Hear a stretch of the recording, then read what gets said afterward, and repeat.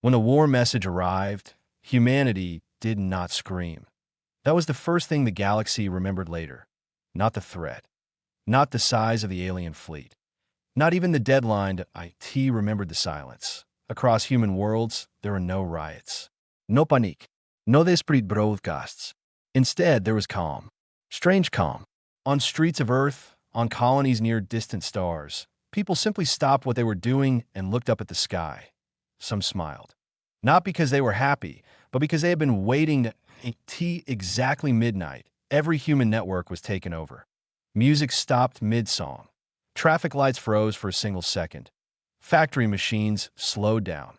Ships in space paused their communications. Then every screen in human space turned black. Phones, home walls, school panels, station displays, ship, bridges, medical monitors, even old forgotten terminals buried in storage rooms. All of them showed the same face, an alien. Its skin was pale gray, tight over sharp bones. Its eyes were silver and still like metal. Thin blue lines glowed under its skin. IT stood straight, full of power and pride. Its name appeared in translation. Supreme Executive Vaughn of the Karate Ascendancy, on Luna. Children held their parents' hands, on Mars. Engineers in night shifts stood quietly together, on ocean cities of Earth. Old soldiers stopped eating and stared at their screens on a diplomatic station above Jupiter. Senior envoy Mara Alon calmly placed her cup of tea on the table and watched. The alien began to speak. Species designated humanity, it said in a cold voice. For 3,000 cycles, your kind has occupied 12 systems under a weak galactic order. Its eyes did not blink. You have hidden behind trade, art, research, diplomacy. It paused. You have been measured. The silence across human space felt heavy. You have been found unworthy. No one interrupted. Outside the station window, Jupiter turned slowly in the dark. Storm clouds rolled across its surface like endless waves. Behind Mara, her staff rushed forward. She raised one hand. They stopped immediately. The alien continued. The Karate Ascendancy has returned from the Dark Rim. In our absence, the galaxy grew soft. Weak species multiplied. Borders were drawn by fear. Power was given to those who do not deserve it. Its voice remained calm. We have corrected 16 civilizations. Their worlds now serve us. Their histories are ending. Across human space, people listen in silence. Not fear, not shock, just listening. The alien leaned slightly closer. We have studied you for 200 of your years. You have no standing war fleet, no fortress rings, no defense shields around your major worlds. It paused again. Your merchant ships are unarmed. Your colonies are open. Your military records show no active strength. In one small town on Earth, a woman repairing irrigation systems quietly laughed under her breath. Her son looked at her. She gently placed a finger to her lips and kept watching. The alien's final words came slowly. You have one solar day. Open your gates. Transfer control of your worlds. Surrender your science networks, your industries, and your population records. Its silver eyes gleamed. Those with useful skills will be kept. The rest will be processed. The word hung in the air like poison. Refuse, it finished, and humanity will be erased so completely that you will survive only as a warning. Then the screens went dark. The music returned. Traffic resumed. Lights steadied. Life continued. But something had changed. Deep inside the diplomatic station above Jupiter, Mara stood up. Her tea was cold. Her aide looked shaken. We need emergency contact with Earth Council, he said quickly. Fleet deployment, civil protection, evacuation plans. Mara shook her head. No, he blinked. No. She walked to the main console, entered a code, so old it looked forgotten. The screen changed. All diplomatic menus disappeared. In their place appeared a simple black field, with one white symbol, a circle crossed by a downward arrow. Her aide frowned. What is that? Mara's voice was calm. Our answer. She typed 2 words and sent them across every channel the alien had used. Come closer. Her aide stared at her in shock. You invited them? Yes. That's insane. Mara turned toward the window. Her expression was not fear, not courage. It was relief. After a long silence, she spoke quietly. Do you know why humanity spent 3,000 years pretending to be harmless? No one answered. Because every child learned the same story, she continued. That humanity had once been violent, then wiser, then peaceful, and that we chose cooperation. She looked at the symbol on the screen. It was a good story. She paused, but it was not the full story. Outside, Jupiter's storms moved slowly, and somewhere far beneath Earth's surface, sealed doors that had not opened in decades began to unlock. Deep below the mountains of Patagonia, a sealed chamber opened for the first time in 70 years. Heavy black doors slid apart with a deep mechanical sound. Dust rose into the air. Inside, the room was simple. No windows, no decorations. Just a round table made of dark stone, point one by one. Men and women entered. They wore plain gray uniforms. No middas, no public ranks, no announcements. Their names were not listed in any normal government system. Yet every one of them had authority over hidden fleets, secret weapons, and defense systems that most human leaders did not even know existed. At the center of the table, a single line of text appeared. Authorization. Last Horizon. A white-haired woman in a navy coat read it calmly. She nodded once. So, she said softly. They finally knocked. Around the table, no one smiled, but many sat straighter. Far above Earth, engines that had slept for centuries began to wake. In shipyards disguised as mining caves, armored hulls moved behind rock walls that looked natural from the outside. In space, hidden structures powered up without lights. On Europa, under kilometers of ice, launch tunnels filled with blue energy. On Titan, silent satellites unfolded like metal flowers and turned toward deep space. Across 12 human systems, ancient protocols activated, not emergency protocols, inheritance protocols. Humanity had not built its strength in a rush. It had built it slowly, quietly, carefully, for 3,000 years, back in deep space, far beyond Neptune. A command cradle activated. Inside it, Commander Elias Wren opened his eyes. He had entered stasis 23 years ago. The first sound he heard was a soft activation chime. The second was the ship's voice. Welcome back, Commander. Strategic recall confirmed. He sat up slowly. Around him, other cradles were opening. Men and women he had trained with were waking. People who had prepared for a war that most of the galaxy believed would never come. Elias stood and looked through the wide viewing wall. At first, he saw only darkness. Then the darkness began to move point one by one. Black shapes slid out of hidden positions. Massive warships, the silent, the no lights, no banners, no noise. Just presence. The ship's system spoke again. Operational count in this sector, 20 for 1,000 combat vessels. A young officer who had just awakened whispered in disbelief. 24,000? Just here? Elias nodded once. Yes. Far away, the karate scouts continued their advance. They believed human space was empty. No defense rings, no patrol lines, no visible fleet. Them. Humanity looked exposed, easy, ready to be taken.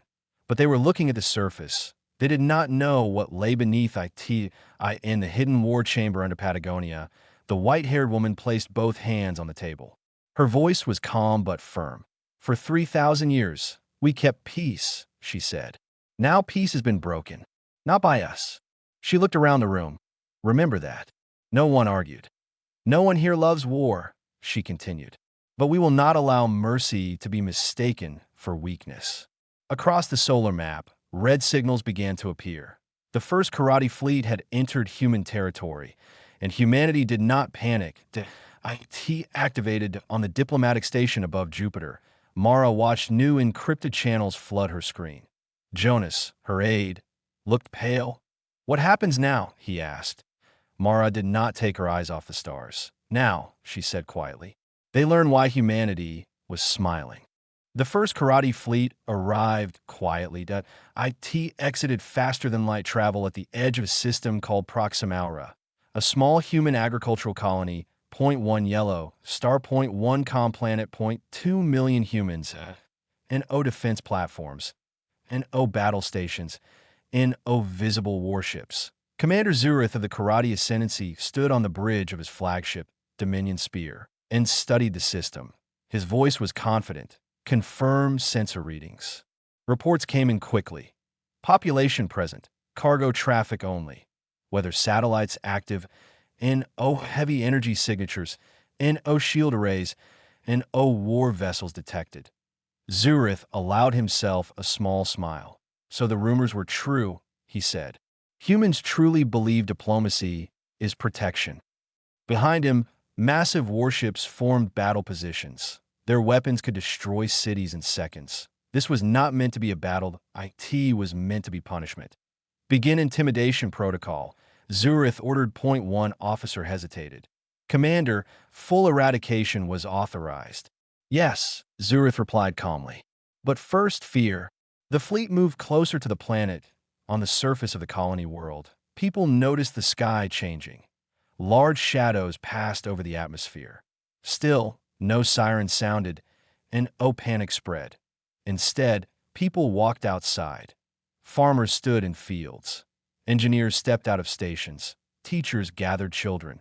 Families held hands, and a small boy pointed upward. Are those the aliens? His mother nodded. Yes.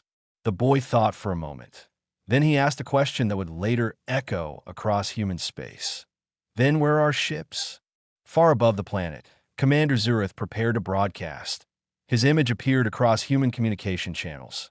People saw his tall violet figure and glowing eyes. Humans of Proximaura, he began. Your species has refused surrender. He gestured slightly behind him. Observe. One of the cruiser's massive weapons powered up, energy built along its spine. Zurith leaned closer to the camera. Witness your fate. But before the weapon fired, space trembled. T first, it was small, a slight distortion. Then another. Sensors on the karate bridge began flashing warnings. Commander, spatial anomalies detected. Zurith frowned. What kind? The officer swallowed. I do not know. The stars began to bend. And then, a human ship appeared. IT did not jump in normally. IT unfolded from a thin tear in space, like reality opening a hidden door. The vessel was dark silver, sharp lines, clean designed, and oh bright lights, and oh dramatic display. Just silent arrival. Karate alarms exploded. Mass readings increasing. Energy signatures rising. More contacts appearing. One ship became 10.10, became 100 within seconds. Thousands of human warships filled the empty void. They surrounded the karate fleet completely. Perfect formation, total silence. Commander Zurith felt something unfamiliar. Uncertainty. Identify those vessels, he demanded. The response came slowly. Unknown class, unknown propulsion. Then the officer added in a low voice, they are human. At that exact moment, a calm voice spread across all channels. This is Fleet Commander Elias Runn of the Terran Strategic Defense Network. No angered, no shouting, only certainty. You have entered sovereign human space with hostile intent. Zurith stepped forward. That is impossible, he said. Your species has no fleet. There was a brief pause. Then Elias replied, that is what we allowed you to believe. Across the battlefield, human ships rotated smoothly into combat formation. Quiet, controlled, precise. Inside the Dominion Spear, alarms grew louder as Zurith's officers began reporting the impossible. We are outnumbered. How do they hide this? Fleet count increasing. On the human flagship, Elias stood calmly. He looked younger than expected. Simple uniform and no decorations. Just focus. You demanded our surrender, he said. His voice remained steady. You told us to open our worlds. A faint smile appeared. And you told us to be afraid. Behind him, thousands of human ships activated targeting systems. Every karate vessel was locked simultaneously. Elias raised one hand. You have one chance to withdraw. Silence filled the void. Then Zurith laughed. The ascendancy does not retreat. Elias nodded slightly. I was hoping you would say that. He lowered his hand. All fleets, he said quietly. Welcome them to humanity's side of history. For 3 seconds after Elias gave the order, nothing happened. The karate fleet floated in space. Waiting, Commander Zura stood on the bridge of the Dominion Spear, expecting the human fleet to retreat or panic. Instead, space moved. The human ships shifted position with smooth precision. They did not accelerate like normal ships. They slid, like shadows. Then the first human weapon fired. There was no bright beam that, in oh loud explosion. One moment, a karate cruiser existed. The next moment, it was simply gone. Not damaged, not burning. Gone on the bridge, confusion spread. What happened to Vessel Core 77? Sensors show it was displaced from reality for a fraction of a second. Zuritha's eyes widened. That is impossible. But more ships began disappearing. Across the battlefield, human weapons worked in ways the galaxy had never seen. Some karate ships were crushed by sudden gravity shifts. Others were cut apart by invisible spatial blades. Within seconds, dozens were destroyed. Then hundreds. Zurith shouted, "Return fire!" The karate fleet responded with massive plasma cannons and antimatter missiles. The sky lit up with violent energy. Explosions filled the darkness. But the human ships were never where the weapons aimed. Every time karate fire struck, the target had already moved. The humans were predicting attack patterns, moving before the enemy could finish thinking. Deep under Earth's mountains, inside the hidden command chamber, the Global Defense Council watched a massive holographic map. Admiral Lyra Kane stood calmly at the center. "Enemy losses?" she asked, and a technician replied immediately. 422 ships destroyed. Human losses? 0. No one cheered. They simply continued working. For 3,000 years, this moment had been prepared for. Now it was real.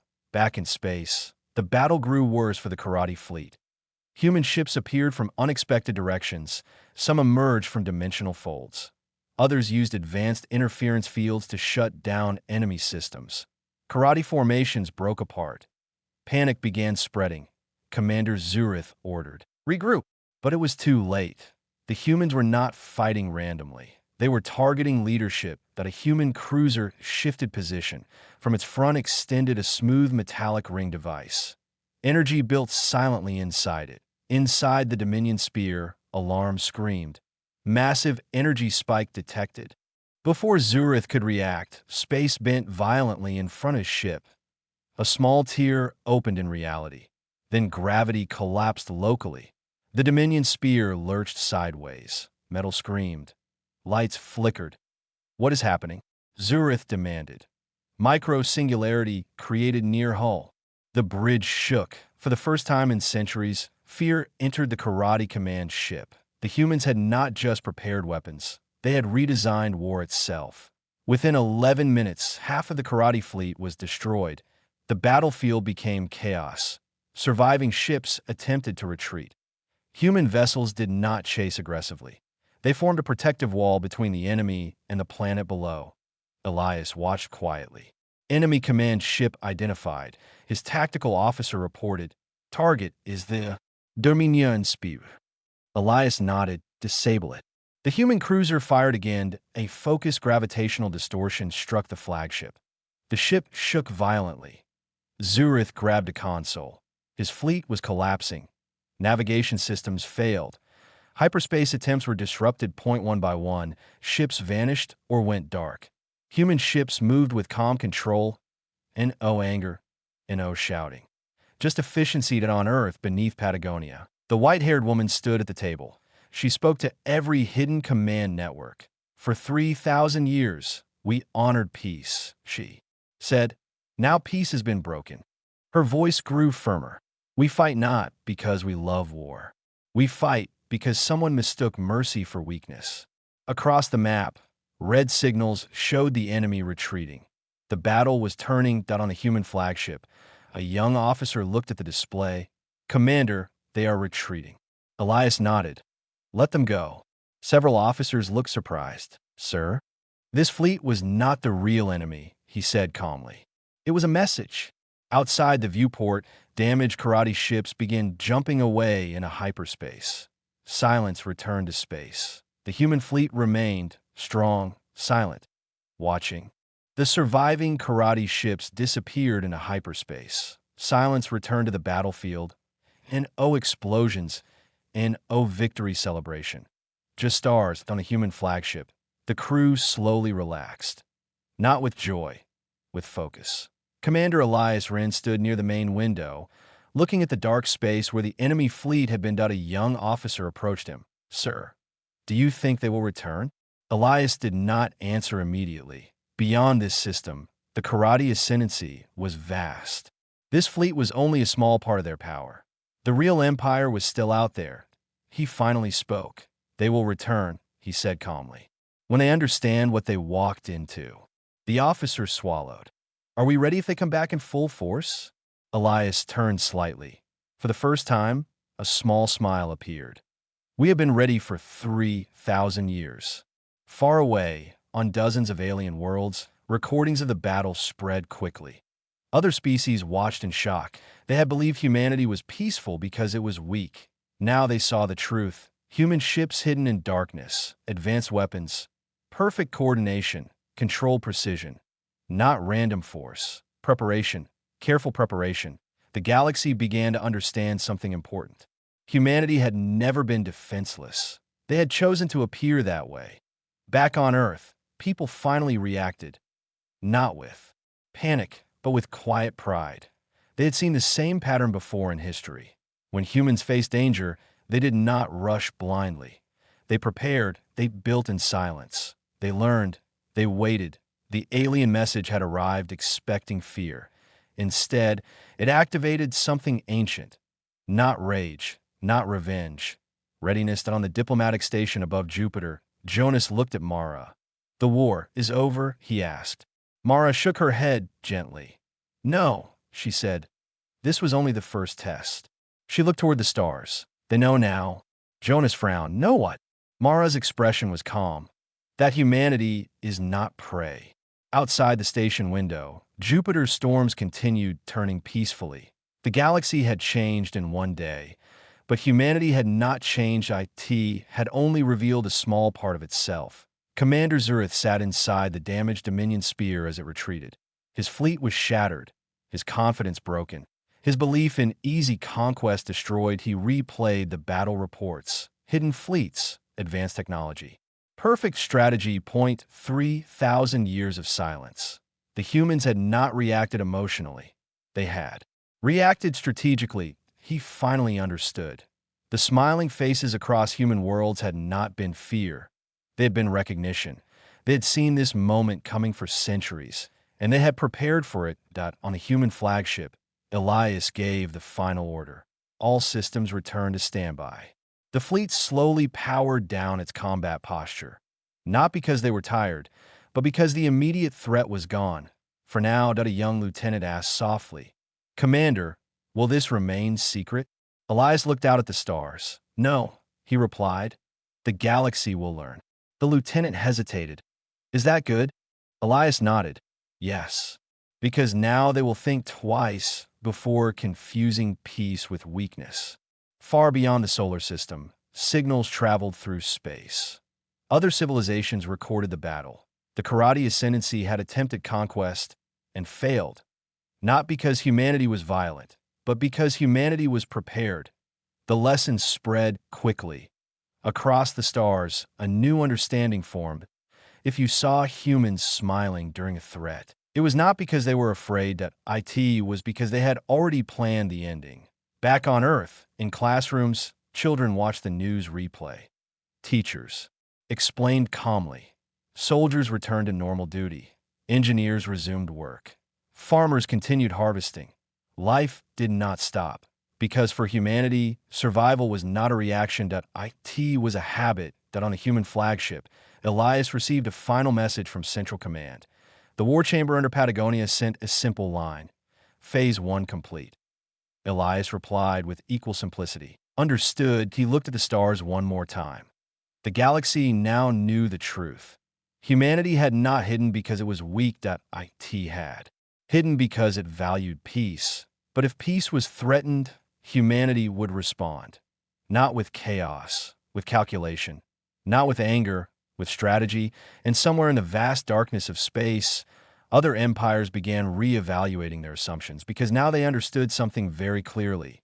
When the war message arrived, humanity did not scream that IT smiled, and that smile meant one thing. They were ready.